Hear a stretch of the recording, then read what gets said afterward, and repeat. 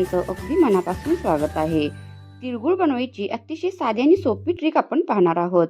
तर कुकरमध्ये फक्त एक शिट्टी घ्यायची आहे. ना पाक करायचा आहे, ना हाताला चटके बसणार. अगदी सहज कोणीही पहिल्या प्रयत्नात बनवू शकेल इतकी साधी आणि सोपी पद्धत आज आपण पाहणार आहोत.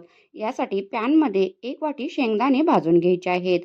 शेंगदाणे एकदम खरपूस असे भाजून घ्यायचे आहेत. आता हे साईडला काढून घ्यायचे आहेत. यानंतर याच पॅनमध्ये जेवढे आपण वाटीने शेंगदाणे घेतले होते, त्याच वाटीने तेवढेच तीळ घ्यायचे आहेत. तीळ शक्यतो असे देशी, जास्त पॉलिश केलेले नसतील तर ते अतिउत्तम. शेवटी तुमच्याकडे जे कुठले तीळ अवेलेबल असतील ते वापरले तरी चालतील.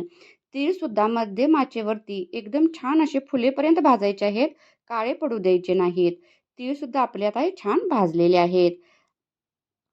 एकीकडे आपले शेंगदाणे सुद्धा थंड झालेले आहेत. तर हे शेंगदाणे सुद्धा आपण असे साल काढून घ्यायचे आहे. आता आपण हे शेंगदाण्याचे साल काढून घेतलेले आहेत. यामध्येच हे जे तीळ भाजून घेतलेले आहेत, हे निम्मे तीळ या शेंगदाण्यामध्ये आपण टाकायचे आहेत. कारण आपण याची मिक्सरमधून थोडीशी भरड करून घेणार आहोत. निम्मे तीळ आपण अखंड तसेच ठेवायचे आहेत. आपण परत ते उपयोगी येणार आहेत. तर या ठिकाणी पाहू शकता अशा प्रकारे मिक्सरच्या भांड्यामध्ये घालून फक्त प्लस मोडवर फिरवायचं आहे. एकदम बारीक पण पावडर बनवायची नाही. अगदी भरड ज्या पद्धतीने असते ना, त्या पद्धतीने आपण हे मिक्सरमधून फिरवून घ्यायचं आहे. या ठिकाणी पाहू शकता अशा प्रकारे हे आपण मिक्सरमधून याची भरड करून घेतलेली आहे. अतिशय साधी सोपी ट्रिक आहे. नक्की तुम्ही एकदा ह्या संक्रांतीला असे लाडू बनवून पहा. तर या ठिकाणी फक्त आपल्याला एक कुकर लागणार आहे आणि कुकरमध्ये बसेल एवढं भांडं आपल्याला लागणार आहे. तर ज्या वाटीने आपण तीळ मोजून घेतले होते त्याच वाटीने 1.5 वाटी गूळ खिसून किंवा असं चिरून घ्यायचा आहे आणि यामध्ये आपण 1 टेबलस्पून तूप घालायचं आहे आणि या कुकरमध्ये खाली पाणी घालायचं आहे आणि त्याच्यावरती हा डब्बा ठेवायचा आहे. मोठं जितकं कुकर असेल तेवढं जितकं पसरट भांडं असेल तेवढं चांगलं आहे, कारण पटकन पाक तयार होतो. तर अशा प्रकारे आता याला शिट्टीसहित झाकण लावायचं आहे आणि फक्त 2 शिट्ट्या करून घ्यायच्या आहेत. 2 शिट्ट्यामध्येच आपला या गुळाचा छान असा पाक तयार होतो. बऱ्याचदा आपण गॅसवरती डायरेक्ट पाक बनवत असतो.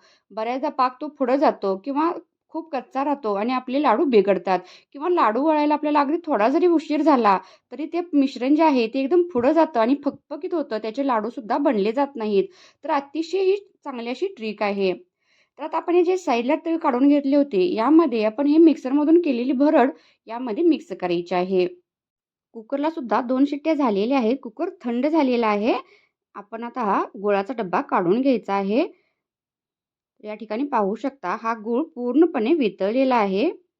यामध्ये पाणी वगैरे आपण अजिबात म्हणजे त्या गुळामध्ये पाणी अजिबात टाकलेलं नाही, फक्त तूप टाकलेलं आहे. तर या ठिकाणी पाहू शकता पूर्णपणे आपला हा गूळ आता वितळलेला आहे. फक्त आता चमच्याच्या साहाय्यानं एकजीव करून घ्यायचा आहे. आणि आता आपण हे जे मिश्रण साईडला ठेवलेलं आहे, या मिश्रणामध्येच हा गूळ जो वितळलेला आहे, हा यामध्ये मिक्स करून छान असं हे मिश्रण मिक्स करून घ्यायचं आहे. अतिशय साध्या आणि सोप्या पद्धतीने अजिबात तुमचे लाडू बिघडणार नाहीत. अगदी हवे तसे तुम्ही त्याची वडी बनवू शकता किंवा छोटे-छोटे लाडू बनवू शकता. परंतु अजिबात ते पाक पुढं जात नाही किंवा कच्चा राहिला असं होत नाही. तर नक्की ही ट्रिक वापरून एकदा लाडू बनवून पहा. आता हाताला आपल्या तूप लावायचं आहे थोडंसं आणि आपण याचे लाडू वळून घ्यायचे आहेत. अजिबात हाताला आता चटकासुद्धा बसत नाही.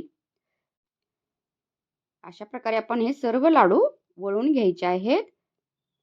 अशा प्लेटमध्ये थापून तुम्ही खाली जरासं तूप लावून थापून याच्या वड्या केल्यात तरीसुद्धा चालू शकतं. पाहू शकता किती छान असे लाडू झालेले आहेत आणि एकदम खुसखुशीत मऊ असे लाडू तयार होतात. तर या संक्रांतीला नक्की ही ट्रिक वापरून एकदा लाडू बनवून पहा. तुम्ही नेहमी याच पद्धतीने लाडू बनवाल. अजिबात तुमचे लाडू बिघडणार नाहीत. व्हिडिओ थोडा जरी आवडला असेल तर प्लीज व्हिडिओला लाईक, शेअर आणि सबस्क्राईब करायला विसरू नका. त्याचबरोबर आपल्या मित्रमैत्रिणींना सुद्धा ही रेसिपी नक्की शेअर करा. म्हणजे त्यांना सुद्धा हे लाडू बनवणं खूप सोपं होईल. कमेंट करून कळवा तुम्हाला आजचा व्हिडिओ कसा वाटला. चला भेटू नेक्स्ट व्हिडिओमध्ये.